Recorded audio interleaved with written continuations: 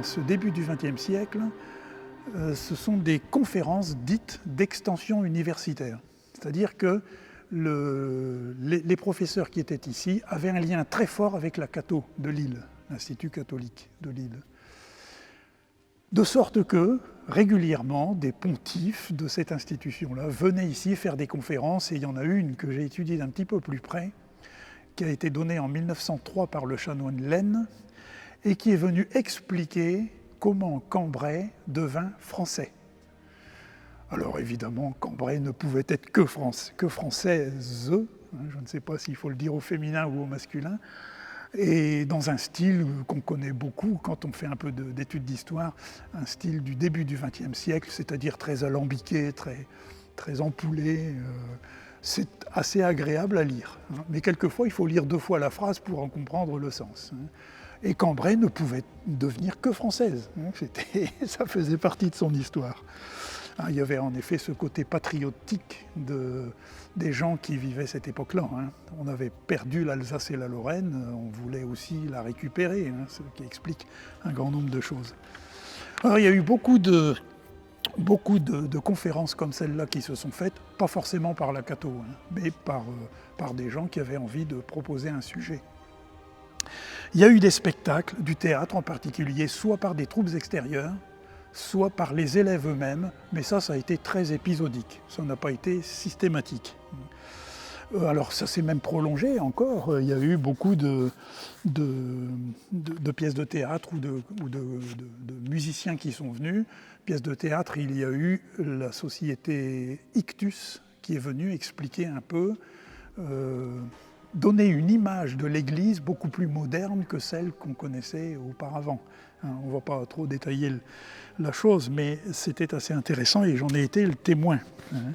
Il y a eu également pendant plusieurs années la présence de musiciens dans le cadre de l'organisation Juventus, où ce sont des jeunes musiciens qui sont venus s'exécuter ici devant une foule de spectateurs qui étaient installés dans la salle sur des chaises. Il y a eu également des réunions de parents qui ont été organisées. C'est un petit peu dans le désordre ce que je dis là, mais les réunions de parents, ça s'est fait pratiquement tout au long de la vie. Des réunions de parents au cours desquelles les parents pouvaient venir interroger les professeurs ou les professeurs donner des informations aux parents. Moi-même, j'ai organisé des réunions de parents, surtout pour les élèves de 3e. On en profitait d'ailleurs bien souvent pour donner des informations sur l'orientation après la classe de 3e, soit seconde technologique, seconde professionnelle, seconde générale. À l'époque, c'était comme ça que ça se faisait, c'est peut-être encore comme ça aujourd'hui d'ailleurs.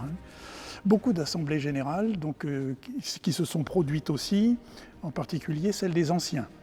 Il y a eu une association d'anciens élèves qui était très très riche, il y avait beaucoup de présents, et tous les ans, c'était une grande fête aussi. Ils se rassemblaient ici pour assister à l'Assemblée générale proprement dite. Et puis ensuite, il y avait un banquet, c'est le mot qu'il faut employer, tellement c'était plantureux, au réfectoire, ici en bas. Le rassemblement pour la profession de foi se faisait ici. Les élèves étaient habillés, endimanchés, avec le brassard, et on partait en procession à travers la ville jusqu'à la cathédrale. Et là, c'était la grande fête religieuse de l'institution Notre-Dame de Cambrai.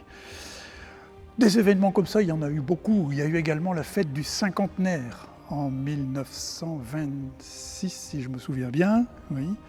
Il y a eu la fête du centenaire en 1976, oui, au cours de laquelle cette fête a fait l'objet en effet d'une visite d'un ministre qui est un ancien élève de Notre-Dame, qui s'appelait Norbert Ségard.